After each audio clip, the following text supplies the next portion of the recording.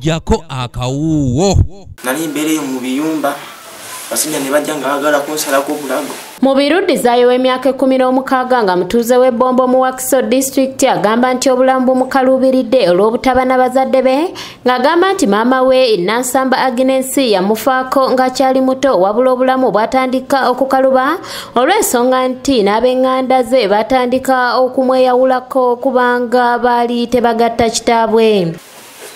Kati mu kufa nandekera baganda bange ne baganda bange nga tukwatagana nabo kale ngije tutagatta taata. Agamba nti maama we bwe yafa baganda be batunda ennyumba ya kitaabwe gye baali babeeramu e Kawempekazo, bw'atyo yakwata ekkubo n'agenda ebbombo ewa muganda wa maama we, era yamala ebbanga ng'awulira nti kitaawe yamuweerera wabula nga tamanyi na bw'afaanana. Era nali nsoma nga ndi mu pifo ng'akubira taata wange ng'amugamba nsomera ku ddonera awo. Naye nga siwe nali nsomera kubanga nali nsomera mu ssomero lya gavumenti nga basindikira ssente. Mubiri agamba nti wayita akaseera n'atandika okubuuza maama we omuto okubikwata ku kitaawe, wabula kino kyajja maama we mu mbeera era bw'atyo n'amugoba ewaka. Natandika omugamba kuya taata natandika okuyomba n'empawo netandika okubeera nga mbeera ku street amwesula mu biyumba alina mukwano gwange bali mutabbuula n'omwana we n'omukyala abembeera nabo nga nnima nabo katwalira omu nali nnima netugende wo n'omukyala nga twisi tumuyambeko bwe yandabira. Mubiri agamba nti olwavaawo yaddukira mu biyumba lumu aba yeebase waliwo abasajja abajja nga baagala okumutta era ne bamufumita ebiso mu bulago ko n'olubuto, wabula nga atwaliddwa mu ddwaliro waliwo omuzirakisa n'atandika okumuyamba.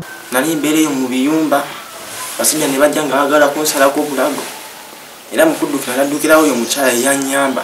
Baganda bange bali bakubira amasimu tebagakwata. Agamba nti obutaba na bazadde obulamu bumukaluubiridde kubanga kati UPDF ebadde emwagala agizannyira omupiira wabula nga bamusabye abazadde olw'ekitone kyalina. Wano wasabidde bazirakisa okumunoonyeza ku kitaawe kubanga awulira nti abeera bweyogerere. Ndi musambi wa mupiira asambira wano mu UPDF badde bakansayininga ngenda kusambira mu under 17 naye ate baagala taata nze simumanyi simulabangako ninga tezimanyi bezimanya nga tesobola kufiira talenti yange.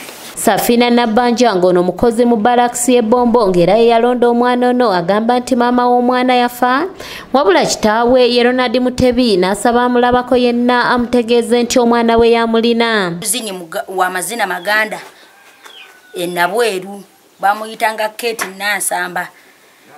Nansamba twawulirako ku background ya tata w'omwana ono nti waabwe wabeeranga buyukwe mu Kyaggwe naye bannanga amanyi ku mwami oyo Ronald Mutebi amugambye nti Safina Nabbanja ebbombo akolera mu ddwaliro ly'amagye yalina omwana wo. Nabisubi Aisha agamba nti yali amanyi maama wa Mubiru nga bafuddeyo nnyo okunoonya ku kitaawe wabula n'abula.